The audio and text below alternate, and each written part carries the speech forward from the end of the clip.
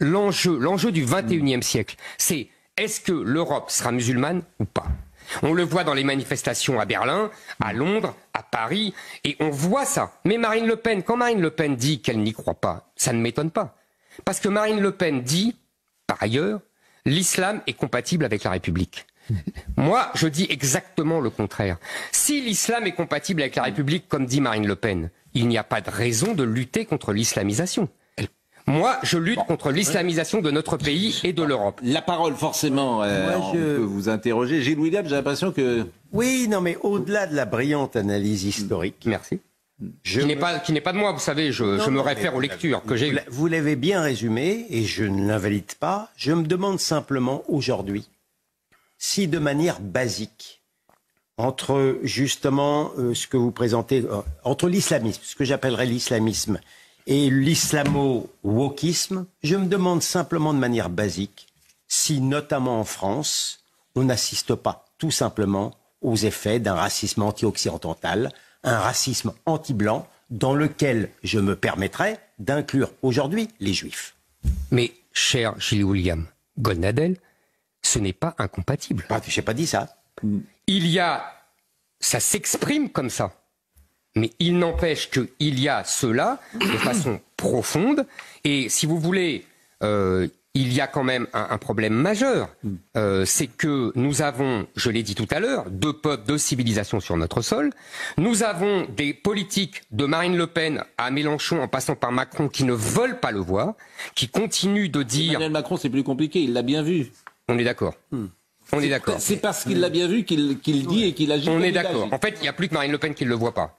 Parce que même Mélenchon le voit, puisqu'il veut s'en servir. Que Marine Le Pen elle-même pense qu'en 2022, c'est bien ça 23. En 2027, elle pourra elle-même aller chercher cet électorat.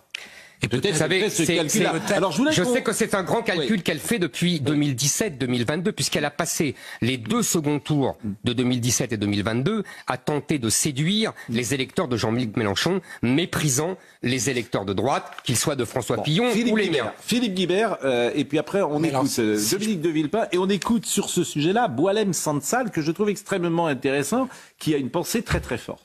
Si je peux me permettre, je vais défendre Marine Le Pen, ce qui m'arrive pas tous les jours. Est-ce que finalement, on peut constater le choc de civilisation, poser le diagnostic, mais comme le faisait Villepin hier soir, dire il faut chercher à tout prix à l'éviter.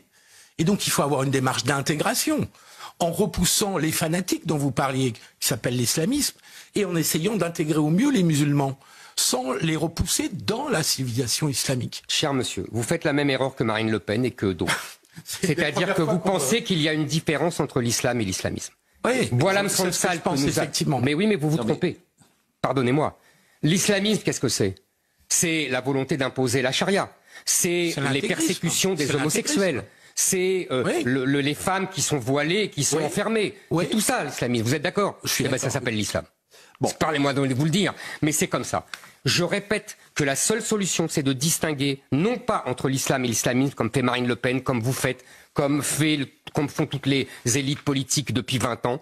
On voit où ça mène à l'échec. En revanche, il faut distinguer entre l'islam et les musulmans. C'est-à-dire dire aux musulmans, vous avez une religion qui vous enferme, vous avez une religion qui vous empêche d'être libre, d'être des individus. Vous savez, je vais vous dire un exemple simple, cher monsieur.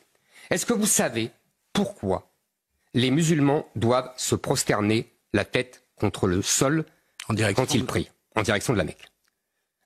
Est-ce que vous savez pourquoi? Par soumission à Dieu. Oui, par soumission et même au-delà. C'est-à-dire qu'ils doivent effacer leur visage, qui est la marque de l'individu. Alors que les juifs et les chrétiens prient debout. La prière des juifs, c'est la Hamida qui veut dire debout. La prière des chrétiens, ils se lèvent régulièrement. Parce que le judéo-christianisme fait émerger l'individu. L'islam le nie. C'est fondamental. Croyez-moi. Bon. Donc les musulmans qui veulent devenir des individus, et j'en connais, ont intérêt à venir avec nous. Ont intérêt à ce que l'État leur dise... Vous savez, par exemple, quand l'État interdit le voile dans les écoles, mais... ça permet à certaines mères de dire « Ah ben non, tu ne le mettras pas », de résister à la pression de la banlieue, etc. Vous êtes d'accord avec moi là-dessus au moins? Sur la loi de 2004, je suis parfaitement d'accord avec vous. La foi, c'est quelque chose de toujours personnel, si vous demandez à quelqu'un qui a la foi et qui est musulman de renoncer à sa religion, je pense que vous. Mais j'ai jamais dit qu'ils doivent renoncer à leur religion. J'ai dit aux éléments qui sont incompatibles avec la France. C'est pas la même chose. Oui, mais et pardonnez-moi, vous vous trompez. Vous faites encore une fois la même. Écoutez-moi. Oui. Vous faites encore une fois la même erreur que Marine Le Pen. Vous croyez que l'islam est le christianisme des Arabes. Ce n'est pas la même religion. Oui, l'islam est une religion particulière que j'ai décrite tout à l'heure. Et donc les musulmans. C'est pas ce que je dis. Mais si vous dites ça, vous parlez de foi comme si c'était du christianisme. Mais le musulman, il vit comme ça. Non. Il sait très bien ce que je dis, le musulman. Moi, vous savez... Mais bon, en revanche, est-ce qu'on peut écouter Dominique de Villepin sur le choc de civilisation? Parce qu'hier, je me suis amusé. D'ailleurs, il n'était pas content. J'ai vu. Mais vous dites la même chose qu'Éric Zemmour. Ah oui, mais je ne propose pas les mêmes solutions. Mais d'une certaine manière, précisément dans cet extrait-là, il disait cela. Écoutons-le. Aujourd'hui, l'Europe, elle est considérablement affaiblie, en voie d'effacement sur la scène internationale. Elle ne pèse de quasiment rien dans les grands débats d'aujourd'hui. Eh bien, nous sommes dans un engrenage qui se prépare d'une guerre de civilisation, qui est marquée par un combat valeur contre valeur, un combat système politique contre système politique, et un combat civilisation contre civilisation. Donc si nous ne prenons pas garde à éviter ces engrenages justement qui ont leurs automatismes, nous allons nous retrouver face à un monde qui est le monde qui émerge, qui est celui du Sud global, qui aujourd'hui est plus puissant que nous. Bon, c'est intéressant évidemment ce qu'il dit, et il y a quelques nuances. Olivier d'Artigol, qui nous écoute et qui vient souvent dans cette émission, il a fait la même analyse que moi. Il dit Éric Zemmour demande aux musulmans de rompre avec l'islam. Pas du tout.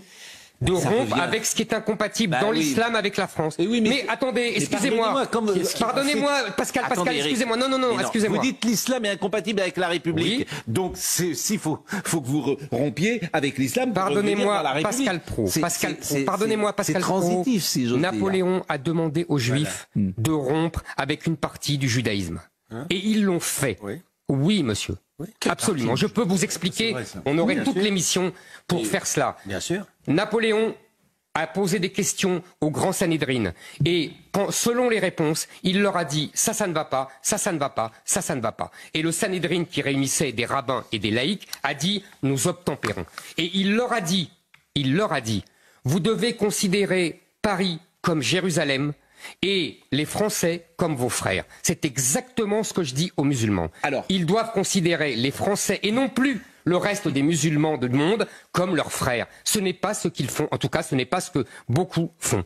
Mais là, évidemment, vous avez raison, c'est que tous ces jeunes musulmans s'intéressent évidemment plus, ou je ne sais pas s'ils se sentent plus proches aujourd'hui du sort des Palestiniens que du sort de leurs compatriotes français. Je n'en sais rien, il faudrait leur poser la question. Dans les banlieues, français est une insulte, Pascal.